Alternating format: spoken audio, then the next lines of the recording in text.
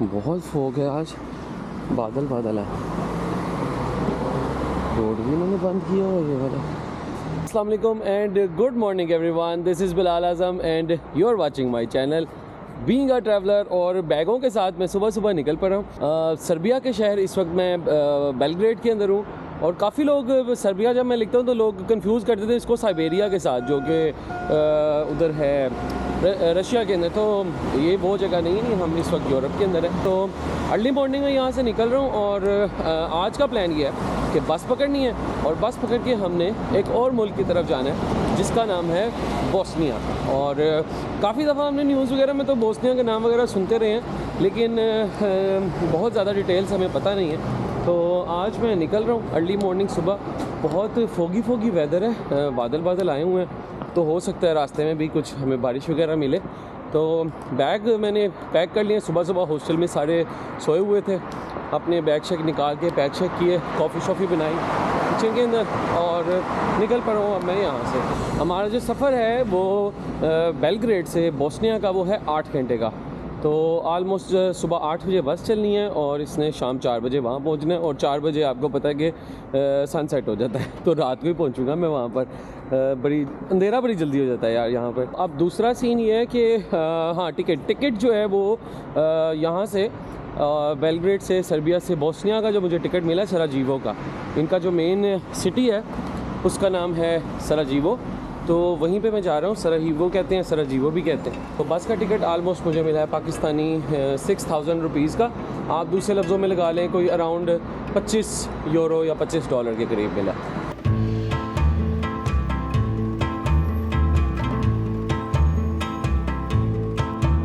Alright जी, तो bus stop में पहुंच गया हूँ। यहाँ से इनकी एंट्रेंस है। यहाँ से अभी मैं कुछ खाने पीने के लिए लेता हूँ। बेकरीज़ ही हैं यहाँ पे, ये देखें छोटी छोटी आउटलेट्स बनी हुई हैं।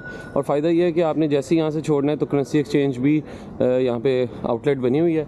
जितनी करेंसी आपके पास दिनार मेरे पास इधर एक्स्ट्रा पड़े हैं, मैं यहाँ से खाने पीने की चीज़ें लेने के बाद यहाँ से एक्सचेंज करवा लूँगा और फिर हम बस में बैठ जाएंगे। सफ़र क्योंकि 8 घंटे का है इसलिए कुछ ले जाना चाहिए। अच्छा, ये है जी बुरैक। चलें जी, आपको थोड़ा सा मैं साथ साथ अपडेट भी करता जाता हूँ। ये है इनका बस स्टॉप और ऊपर इनके देखेंगे प्लेटफॉर्म लिखे हुए हैं। 9 नंबर पे मेरी बस आनी है और प्लेटफॉर्म पे आपकी यहाँ से एंट्री होती है और जितनी भी बसेज़ हैं जो यहाँ से चलेंगी, यही इनका एक मेन बस टर्मिनल है जो पूरे शहर की इंटरसिटी बसेस चलती हैं वो यहाँ से चलती हैं। जो बड़ी वाली हैं, जो लोकल हैं वो डिफरेंट है। अच्छा, तो मैं एक्सपेक्ट कर रहा था कि चेकिंग वगैरह होगी, बिकॉज एक कंट्री से दूसरे कंट्री मैंने जाना है। तो इनके लिए कोई मसला ही नहीं है कि एक कंट्री से दूसरे कंट्री जाने की बस का बिल्कुल ऐसे ही मतलब है जैसे एक शहर से दूसरे शहर जा रहे हैं। बिकॉज अल्टीमेटली तो ये वैसे एक ही मुल्क होता था और फिर आपने देखा है कि बिल्कुल वीज़ा फ्री वाला सीन है यहाँ पे। तो आपकी यहाँ पे कोई भी चेकिंग नहीं हुई, ना मेरा बैग ना कुछ। सिंपल वो एक टोकन दिया इन्होंने प्लेटफॉर्म पे एंटर होने का। मैं इस जगह पे आके खड़ा हो गया हूँ और अभी थोड़ी देर तक बस आ जाएगी, आधे घंटे तक। तो मेरा ख्याल है जब इमिग्रेशन होगी, मैं जब एक कंट्री से दूसरे कंट्री के एंटर होऊंगा, बॉर्डर पे क्या सिचुएशन होती है फिर मैं वहाँ पे आपको बताता हूँ कि किस लेवल की चेकिंग होती भी है या नहीं होती। तो अभी वेट करते हैं। अभी मेरे ख्याल अभी आधा घंटा यहाँ पे थोड़ा सा वेट करते हैं और उसके बाद हम निकल पड़ेंगे बोस्निया के लिए। बसेस का सफ़र जारी है थ्रू आउट। ये मेरा जो है अच्छा खासा 2 महीने से ऊपर का ये ट्रिप हो गया और बसेस के ऊपर पूरा का पूरा हम ट्रैवल करें। और मकसद ये है कि यार जितना भी कोशिश हो सके आप बजट ट्रैवलिंग करें। लोग कहते हैं यार ट्रैवलिंग बड़ी महंगी है। हाँ, महंगी है अगर आप प्लान सही नहीं करते और अगर आप लग्जरी के चक्कर में पड़ जाते हैं। तो आप देखें यार, हॉस्टल में आप लोग रहें, खाना पीना एक टाइम का बहुत अच्छा खा लें, किसी दूसरे टाइम पे आप कंट्रोल कर लें और उसके साथ साथ जितना भी हो सके पैदल चलें, ज़्यादा से ज़्यादा पैदल चलें, एक्सप्लोर करें। और जहाँ पे आपको लोकल ट्रांसपोर्ट की ज़रूरत पड़े आप लोकल ट्रांसपोर्ट यूज़ कर लें। ओके जी, तो ये बस आ गई है हमारी जो कि हमें सराजीवो लेके जाएगी। और आप इनकी अपनी लैंग्वेज में देखें क्या लिखा हुआ है सराजीवो, कुछ समझ आ रहा है? कपाजीबो, और ये भी पता नहीं क्या लिखा हुआ है, कुछ समझ नहीं आ रहा ये क्या क्या राइटिंग है। लिखा कुछ ऐसे ही होगा कि ये सराजीवो लेके जाएगी हमें। Is it going सराजीवो?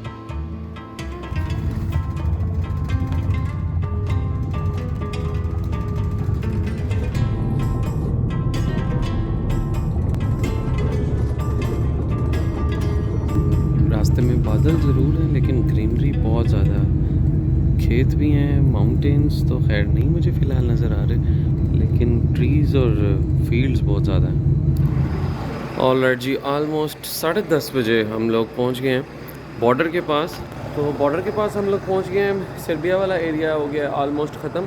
अब ये बॉर्डर के बिल्कुल पास एक स्टेशन है, यहाँ पे इन्होंने थोड़ी देर के लिए खड़ा किया, कुछ ब्रेक के लिए, कुछ खाने पीने के लिए, स्मोकिंग ब्रेक के लिए। तो मैं भी सोच रहा हूँ जो थोड़ी सी करेंसी बची हुई है उसका कुछ यहाँ से ख़रीद लेते हैं, बाकी करेंसी वाली काम तो नहीं आनी, कुछ स्नैक्स वगैरह ले लेते हैं, करेंसी को फिनिश करते हैं। और इसके मेरे ख्याल है अब 10 मिनट बाद बॉर्डर आएगा, फिर आपके साथ करेंगे बॉर्डर की क्रॉसिंग शेयर। ओके जी, दोबारा बस में निकल पड़े हैं और अब हम बॉर्डर के बिल्कुल करीब पे पहुंच गए हैं। ये सर्बिया और बोस्निया का बॉर्डर, और ये खूबसूरत घर है, बिल्कुल ऐसे जैसे गांव के घर बने हुए हैं। और पीछे आप देखें माउंटेन्स नज़र आ रहे हैं। पहले जब सर्बिया के अंदर हम थे और बेलग्रेड के पास थे, वहाँ पे एटलीस्ट मुझे माउंटेन इतने नज़र नहीं आए, लेकिन जैसे आपको पता है बाल्कन का मतलब ही तुर्किश वर्ड में माउंटेन्स का है, तो इसलिए इस सारे पूरे के पूरे रीजन को माउंटेन एरिया कहते हैं। और ग्रीन माउंटेन्स हैं यहाँ पे स्पेसिफिकली, और हैं भी बड़े खूबसूरत इलाके। तो बोस्निया के बारे में यार मेरी एक्सपेक्टेशन बहुत ज़्यादा है, मैंने बहुत सुना हुआ है कि बोस्निया बहुत ज़्यादा खूबसूरत है, तो एक्सपेक्टेशन बढ़ाता जा रहा है बोस्निया। बस यार ये है कि वेदर साथ दे दे, वेदर ना यूज़ करें। वाह क्या खूबसूरत रोड्स हैं यार, चेक करें आप। ओके जी, तो ये आ गया बॉर्डर क्रॉसिंग। यहाँ पे एक साइड पे गाड़ियाँ लगी हुई हैं और ये एक बूथ बना हुआ है, वहाँ पे अपना कुछ कार्ड शार्ट चेक करवा रही हैं। और हमारी बस इस साइड पे करी है, अभी तक कोई आया नहीं है अंदर चेक करने के लिए, पुलिस वगैरह है। और बस वाला ड्राइवर हमारा अब उतर के गया, ये सामने अब हमारा ड्राइवर गया नीचे उतर के इनके कैबिन में। आई थिंक ये हमारी डिटेल लेके जाएगा। और मैंने सिर्फ ये देखना है कि बी का पाकिस्तानी मेरे साथ क्या होता है, बिकॉज ज़्यादा मसला तो पाकिस्तानी पासपोर्ट को देख के इनको ज़्यादा इशू होता है। तो अभी देखते हैं मुझे तंग करते हैं या नहीं करते। तो ये पुलिस ऑफिसर हैं, ये आए थे और ये हमारी बस से सबसे जो है उनके पासपोर्ट्स वगैरह लेके चले गए। आई थिंक कोई एंट्री करेंगे या देखते हैं बुलाते या नहीं बुलाते, लेट्स सी क्या सरप्राइज़ होता है। ओके जी, फाइनली अगर आप मैप के ऊपर देखें हम बिल्कुल बॉर्डर पे पहुंच गए मैं सर्बिया और बोस्निया के। और ये अगर मैं आपको थोड़ा सा जूम करके दिखाऊं तो यहाँ पे पूरा ट्रैवल करते हुए हम आए हैं। और ये एक दरमियान में इनकी थोड़ी सी एक नदी है, नहर है, जिसको एक तरफ इसके बस ये नहर ही इनका बॉर्डर है, और इस बॉर्डर को कहते हैं काराकाज बॉर्डर क्रॉसिंग। तो हम इस वक्त ये ब्लू डॉट जो नज़र आ रहा है यहाँ पे हम खड़े हैं अपनी बस में, और सामने ये बूथ वगैरह नज़र आ रहे हैं, पुलिस वाला भी आया हमारी चीज़ें लेके चला गया। तो अभी देखते हैं, ये बस पुल हमने क्रॉस करना है और फिर इसके बाद हम लोग एंटर हो जाएंगे ऑफिशियली बोस्निया में। बस यहाँ से निकल के उसके बाद ये पूरा ट्रैवल करके हमने जाना है सराजीवो। टाइम हुआ है अभी इस वक्त 11:30, 8 बजे निकले थे, तो 3.5 घंटे लगे हैं सर्बिया से मुझे, सर्बिया और बोस्निया के बॉर्डर आने में। और इतना ही मेरा ख्याल है आगे 3.5 घंटे आगे लगेंगे हमें, तो टोटल ट्रैवल 8 घंटे का। तो सराइवो हम शाम को ही पहुंचेंगे। ओके जी, पासपोर्ट्स आ गए हमारे वापस, बस इतना सा प्रोसेस था, 5 minutes. Yes this one, thank you.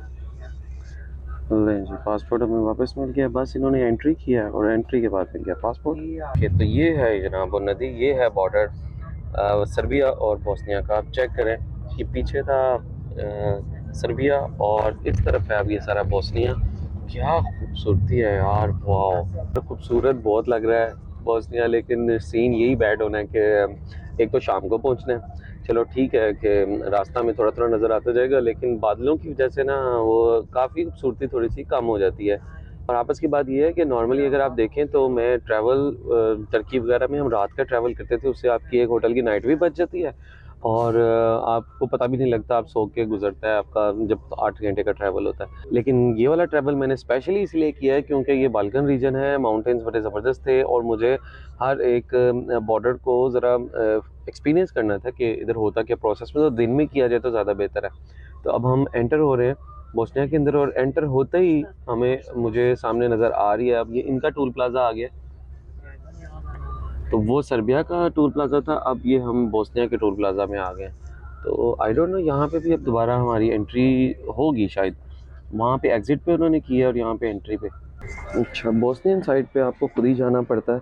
इन्होंने हमें नीचे उतार लिया यहाँ पे, और यहाँ पे उतर के इन्होंने क्या आपने खुद ही इधर लाइन बना ली, और यहाँ पे इन लोगों ने क्या, यहाँ पे इन लोगों ने क्या आप खुद ही आके अपनी एंट्री कर। ओके जी, तो सबकी स्टैंप लग गई है, हमारी भी लग गई है। एंट्री स्टैंप लग गई है हमारी बोस्निया की, और अब बोस्निया की स्टैंप के बाद हम लोग सब दोबारा एंटर होने लगे अपनी बस में।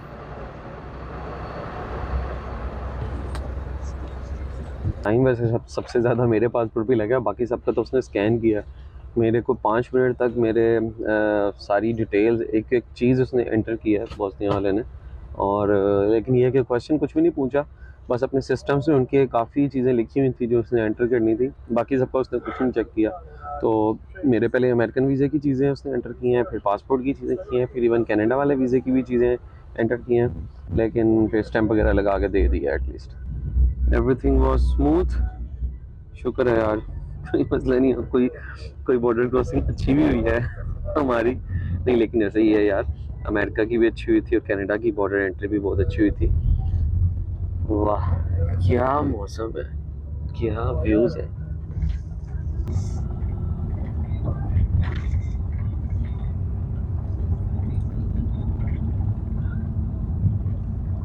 ब्यूटी। ओके जी, सो फाइनली कदम रख दिए मैंने अपने country number 24, that is Bosnia. What a beautiful country and what a good start. और मज़े की बात यह है कि अभी जैसे ही हम बोस्निया के अंदर एंटर हुए हैं, और आपको एक मज़े की चीज़ दिखाऊं, अगर मैं दिखा सकूं, पुल के पीछे छुपी हुई है। हमारे एक तरफ पुल के जो है वो अब सर्बिया है, और दूसरी तरफ हमारे बोस्निया है। और सामने बिल्कुल मेरे चर्च बना हुआ है, और मेरे अगर मैं बोस्निया की साइड पे देखूं तो उसके बिल्कुल ऑपोजिट मस्जिद बनी हुई है। तो बोस्निया की डिटेल्स अभी थोड़ा थोड़ा सा जैसे जैसे आगे जाते हैं तो मैं आपके साथ बताता जाता हूँ, लेकिन ओवरऑल मैं वैसे आपको बता देता हूँ कि बोस्निया ने सर्बिया से जो है वो आज़ादी ली है। इनकी सारी क्लैशेस चल रहे थे 1990 से स्टार्ट हो गए थे एक्चुअल में, क्योंकि जैसे मैंने आपको पिछले एपिसोड में भी बताया, ये योगोस्लाविया था एक पूरा कंट्री, लेकिन सबसे ज़्यादा होल्ड जो है इसमें स्ट्रॉन्गेस्ट कंट्री जो था ये सर्बिया थी, इसकी स्टेट। तो ये 5-6 स्टेट्स ही हैं एक्चुअल में, जो कि फिर सारी की सारी अलहदा हो गई। तो सर्बिया ने बहुत कोशिश की कि बोस्निया उनके हाथ से ना जाए, इसलिए यहाँ पे काफ़ी ज़्यादा अटैक भी होते रहे। और बोस्नियन का वर्ड यहाँ पे यूज़ किया जाता है मुसलमानों के लिए। तो 3 तरह की नेशंस यहाँ पे आबाद हैं, जिसमें मुसलमानों की जो तादाद है, जिनको बोस्नियन कहा जाता है, तो वो है अराउंड कोई 60% के करीब है मुसलमान। बाकी जो 40% हैं वो सर्ब्स और क्रोएशियंस लोग। तो फ़िलहाल हमें बस वाले ने बॉर्डर क्रॉसिंग करवाई है, और बॉर्डर क्रॉसिंग करवाने के बाद इसने हमें इधर 10 मिनट की ब्रेक दी है, जिसने अगर कोई वॉशरूम वगैरह जाना हो वो चला जाए। करेंसी भी ली जा सकती है आई गेस। मैं थोड़ी सी करेंसी ले ही आया था वहाँ से, सर्बिया से निकलते वक्त। तो इट्स ऑलवेज़ बेटर कि अगर आप पिछले मुल्क से अगले मुल्क में एंटर हो रहे हैं तो उनकी कुछ करेंसी ले लें, ताकि कोई आपने बस स्टॉप वगैरह पे आगे लोकल बस लेके जाना होता है तो आपके लिए ज़रा आसानी हो जाती है। बहुत ज़बरदस्त वेदर है इस वक्त। यहाँ पे जो टेम्परेचर चल रहा है वो कोई -1 या 0 चल रहा है, जो मेरा इस वक्त गूगल दिखा रहा है। एंजॉय करें, मैं कहता हूँ क्या कमाल की ब्यूटी है। और स्पेशली जिनके पास टर्किश सिटीज़नशिप है वो तो बड़ा इजीली आ सकते हैं इन सब मुल्कों में गाड़ी चला के। मेरे कई जाने वालों ने ट्रिप्स की हैं यहाँ पे बाय रोड, और वाकई इन पहाड़ों में ही गाड़ी चलाने का सही मज़ा है।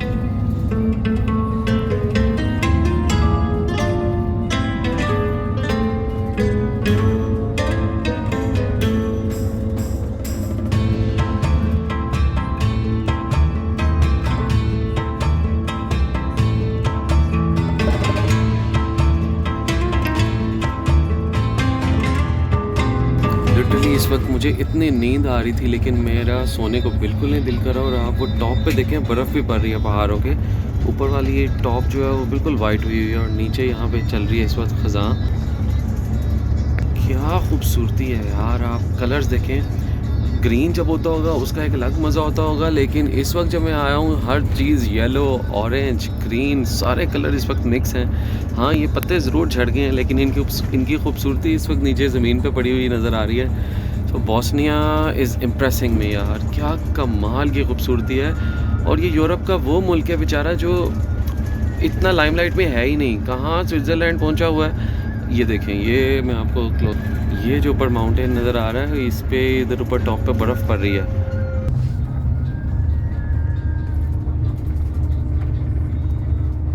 ओके तो जी हम थ्रू आउट ट्रैवल करते करते बिल्कुल जिस तरह हम बाबूसर टॉप के ऊपर आ रहे हैं, इस तरह एक बिल्कुल पास हम चल रहे हैं और मुसलसल चढ़ाई के ऊपर आते जा रहे हैं। और मेरा ख्याल है इसके बाद फिर शायद हम नीचे जाएंगे।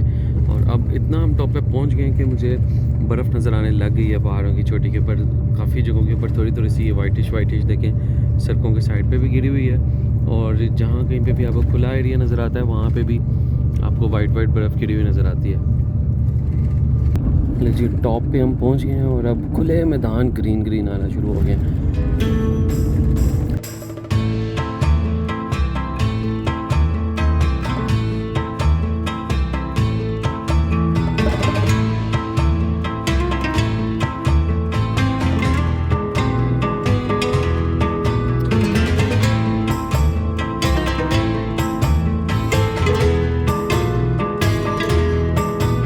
यार one of the best journey. और मैं इन रोड्स पे अगर किसी चीज़ को मिस कर रहा हूँ ना, तो वो है यहाँ पे अपनी बाइक। कसम से ये बाइक पे करने वाला ट्रैवल है। इतनी खूबसूरत रोड, चारों तरफ आपके पहाड़ और अच्छी खासी हाइट पे हम लोग ड्राइव करते हुए आए हैं। और आहिस्ता आहिस्ता थोड़ा सा नीचे जा रहे हैं। सरा जी वो अब शहर आने वाला है, ऑलमोस्ट कोई रह गए 30 मिनट रह गए हैं ऑलमोस्ट, और फिर हम शहर सिटी सेंटर में पहुँच जाएंगे। ओके जी, ये देखिए जी सरा जी वो शहर नज़र आने लग गया हमें नीचे। और मुझे मिक्स मस्जिदें भी नज़र आ रही हैं, चर्च भी नज़र आ रहे हैं, और ये चेयर लिफ्ट भी जा रही है। वाह यार, ये देखिए ये केबल कार जा रही है नीचे। वाह। अच्छा जी, सीन ये हुआ है कि बस तो हम सिटी सेंटर में जा ही नहीं रही थी। उसने कहा मैं तो जा रहा हूँ बारों बारी, तो आपको मैं एक पॉइंट पे उतार देता हूँ, यहाँ से आप चल के चले जाएँ। तो ऑलमोस्ट कोई 2.5 किलोमीटर की वॉक है जो मुझे अब करनी पड़ेगी अपनी बैग्स के साथ। और है भी काफ़ी पहाड़ी इलाका, लेकिन मुझे बिल्कुल जो इसमें जो एक वेदर की जो खुशबू आ रही है वो बिल्कुल मुझे मरी वाला सीन लग रहा है यहाँ पे। तो यार ये बैग पड़े हैं मेरे, ये मेरा पीछे वाला बैग, ये मेरे फ्रंट वाला। पहनते हैं और निकलते हैं।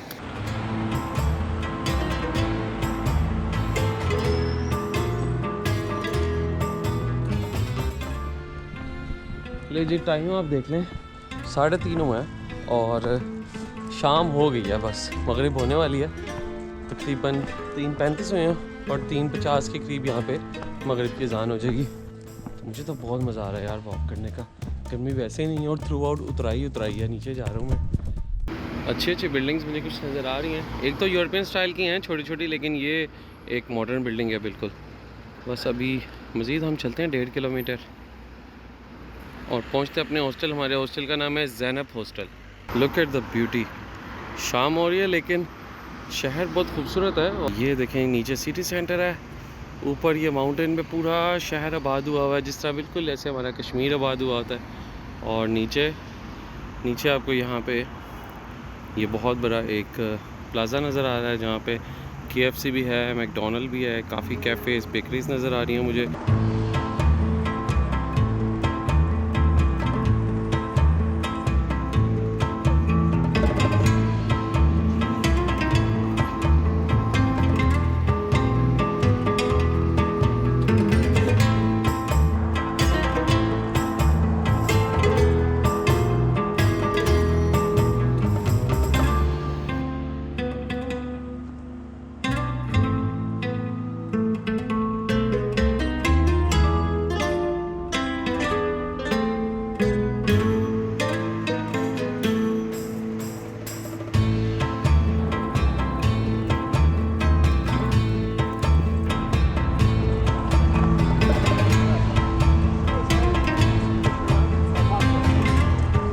ओके जी, तो फाइनली हॉस्टल में पहुंच गया हूँ। अच्छा रूम है, दरमियान में एक जो है टेबल भी है खाने पीने के लिए, और ये मिल गया मुझे छोटा सा बेड। स्पेशली मुझे सॉकेट्स चाहिए होती हैं तो उन्होंने मुझे सॉकेट्स वाला बेड दे दिया। यहाँ पे एक इंडियन गुजरात से है मेरे साथ भाई। ये अपार्टमेंट है, बेसिकली अपार्टमेंट को उन्होंने कन्वर्ट किया हुआ है। और दिस इज़ द किचन।